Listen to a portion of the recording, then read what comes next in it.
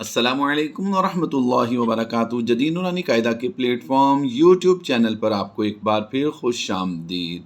آج ہم آپ کو قرآن پاک کی مشکل الفاظ سکھا رہے ہیں۔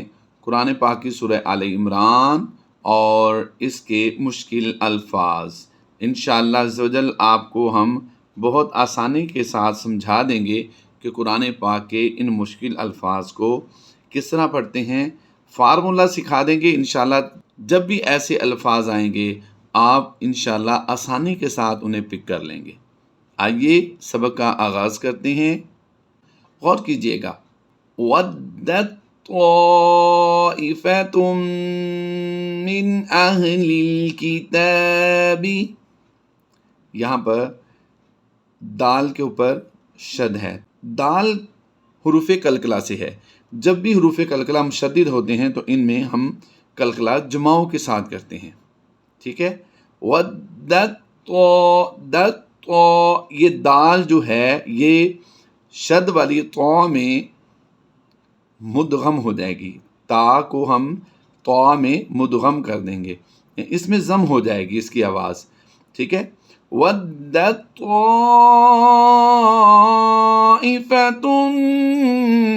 مِّنْ أَهْلِ الْكِتَابِ لَوْ يُضِلُّونَكُمْ وَمَا يُضِلُّونَ إِلَّا أَنفُسَهُمْ وَمَا يَشْعُرُونَ يَا أَهْلَ الْكِتَابِ لِمَ تَكْفُرُونَ بِآيَاتِ اللَّهِ وَأَنْتُمْ تَشْهَدُونَ۔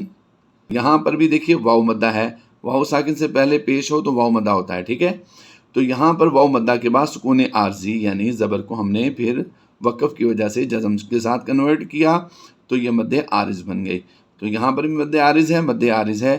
مد عارض قرآن پاک میں واضح دیکھی نہیں جا سکتی جس طرح یہ مد منفصل ہے، یہ مد متصل ہے۔ تو ان کو دیکھا جا سکتا ہے لیکن ان کو دیکھا نہیں جا سکتا، یہ سمجھا جا سکتا ہے، اس کے مطابق اس کو پڑھا جا سکتا ہے، ٹھیک ہے۔ آئیے آگے پڑھتے ہیں۔ یا اہل الکتاب لم تلبسون الحق بالباطل وتکتمون الحق وانتم تعلمون۔ یہاں پر بھی دیکھیے گا جزم کے بعد شد والا حرف ہے، سیم وہی جو ہم نے پہلے آیت میں سیکھا کہ جزم والے حرف کے بعد شد والا حرف ہے تو جزم والے کو ہم نے کیا کیا تھا، شد والے میں مدغم کر دیا تھا۔ یہاں پر بھی سیم وہی قاعدہ ہے، کنفیوز نہیں ہونا چاہیے۔ آپ کو قرآن پاک پڑھتے ہوئے کوئی بھی لفظ مشکل لگے آپ کیا کریں، صرف کومنٹ میں جا کر سورت کا نام اور آیت نمبر لکھ دیجئے۔ اگر آپ کو سورت کا نام نہیں لکھنا آتا پھر بھی کوئی بات نہیں، آپ صرف سورت کا نمبر اور آیت نمبر لکھ دیجئے، انشاءاللہ ہم تب بھی آپ کو وہ آیت مکمل پڑھ کے سنا دیں گے، سکھا دیں گے انشاءاللہ عز و جل۔ اور بالکل ہم یہ کام فی سبیل اللہ کرتے ہیں، آپ صرف ہماری ویڈیو کو پورا واچ کیا کریں، ٹھیک ہے۔ وَقَالَتْ طَائِفَةٌ مِّنْ أَهْلِ الْكِتَابِ آمِنُوا بِالَّذِي أُنزِلَ عَلَى الَّذِينَ آمَنُوا وَجْهَ النَّهَارِ۔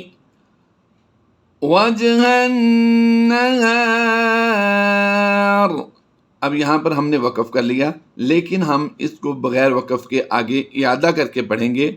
اس کی اعادہ کرنے کی وجہ یہ ہے کہ یہاں پر وقف کی علامت کوئی بھی نہیں ہے تو ہم نے سانس ٹوٹنے کی وجہ سے یہاں پر وقف کیا۔ اب ہم اعادہ کرتے ہیں یعنی پیچھے سے ملا کر پڑھتے ہیں۔ وَجْهَ النَّهَارِ وَاكْفُرُوا آخِرَهُ لَعَلَّهُمْ يَرْجِعُونَ۔ اب جو آیت آپ کے سامنے ہم تلاوت کریں گے، دو آیات پڑھیں گے، دونوں ہی مشکل الفاظ ہیں، آپ توجہ کے ساتھ پڑھیں گے، انشاءاللہ عز و جل آپ کو فائدہ ہوگا۔ وَلَا تُؤْمِنُوا إِلَّا لِمَن تَبِعَ دِينَكُمْ قُلْ إِنَّ الْهُدَىٰ هُدَى اللَّهِ أَن يُؤْتَىٰ أَحَدٌ مِّثْلَ مَا أُوتِيتُمْ۔ اب اس آیت کو سمجھیے، ٹھیک ہے؟ حمزہ ساکنہ کو ہم نے جھٹکا دے کر پڑھنا ہوتا ہے، وَلَا تُؤْمِنُوا، مد کو ہم لمبا کر کے پڑھتے ہیں۔ یہاں پر مد واضح ہے، اس کا اصول یہ ہے کہ حروف مدہ کے بعد حمزہ دوسرے کلمے میں آ جائے، یعنی الف ٹائپ حمزہ آ جائے تو پھر کیا کرتے ہیں ہم؟ مد منفصل کرتے ہوئے لمبا کر کے پڑھتے ہیں، ٹھیک ہے؟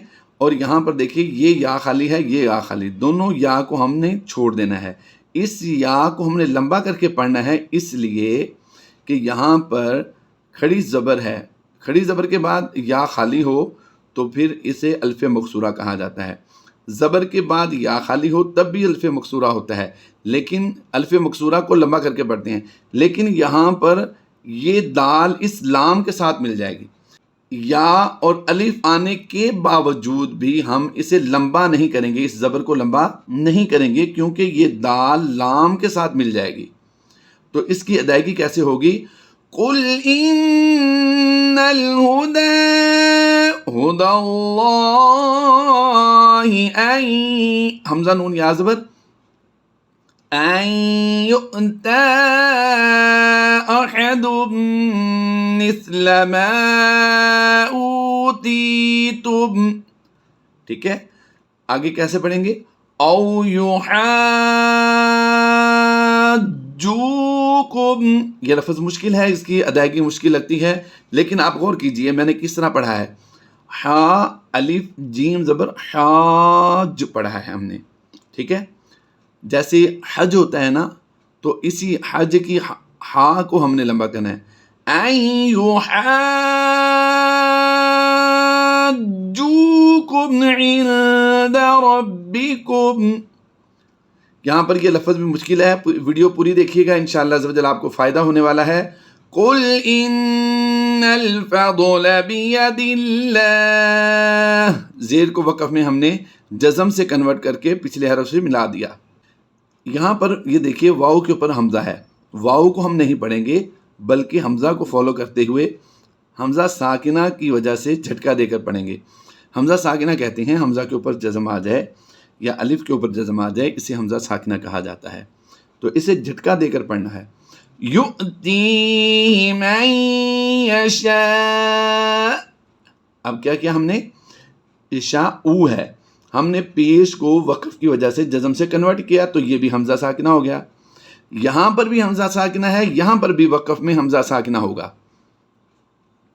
یؤتیہ من، میم نون یا زبر میں کی آواز آئے گی، یعنی نون کو ہم نے یا میں ضم کر دیا ہے اور غنہ کی آواز دے دی ہے۔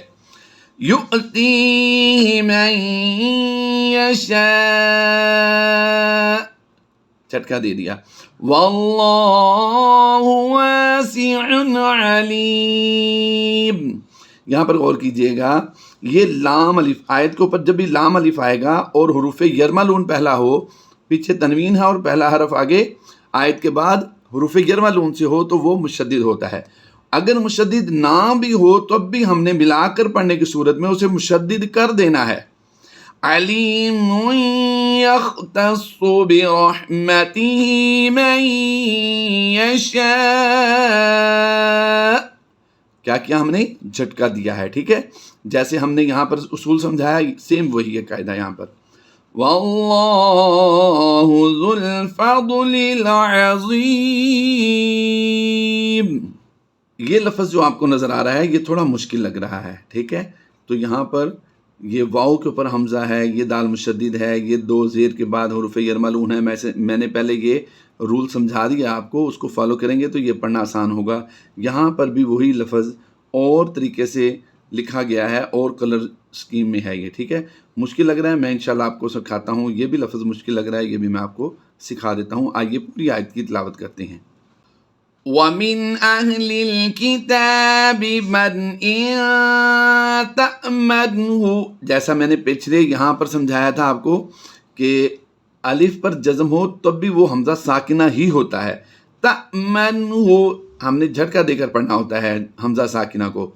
تَأْمَنْهُ بِقِنْطَارٍ، را یا دو زیر رین کی آواز دیں گے. دیکھیے یہاں پر تنوین ہے، دو زیر کی تنوین کے بعد حروف یرملون میں سے یا ہے، کیا ہے؟ یہ مشدد آ گیا.